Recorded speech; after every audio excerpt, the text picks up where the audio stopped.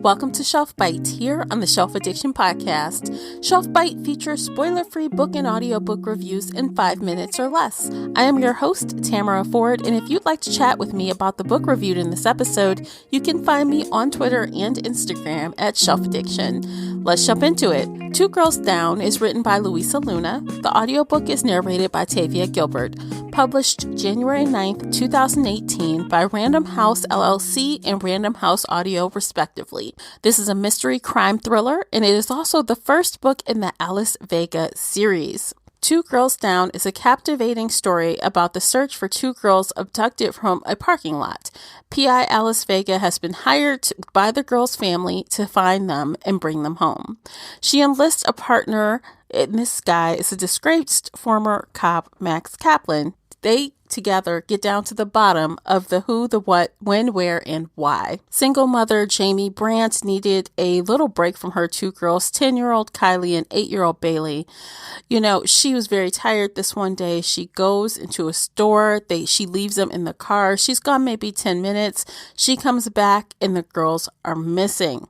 So it definitely had some high octane kind of feeling as the story started. You felt the urgency to find the girls. I felt like I was right there with Vega and Cap, feeling the pressure that time was running out. As I was reading Two Girls Down, especially early on, as Vega and Cap started watching surveillance videos and unearthing clues about the girls' disappearance, it really had that true crime documentary feeling to it. This book is definitely a page turner with well-developed characters, an intriguing and well-written plot. Suspense and feeling of dread is definitely looming throughout this book. It actually reminded me of a police procedural with PIs. You have your private investigators, your police force, the FBI, and they're all working together to unfold these clues and chase down the girls. As someone who enjoys listening to true crime podcasts and watching true crime TV, this story actually unfolded like that for me. It felt like I was watching something like CSI as I was reading this story. Vega and Cap are a very engaging and commanding team, yet they are an unlikely team.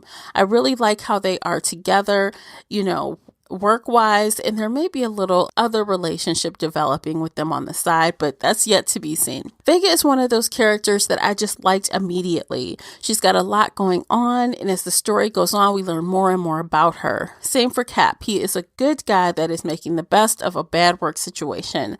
I especially love how his daughter played a part in the story and how her influence set him on his path. Vega and Cap can elicit laughs as well as other emotions. They are a solid team, and I can't wait to see what's in store for them next. I also really enjoyed that I didn't figure out who took the girls.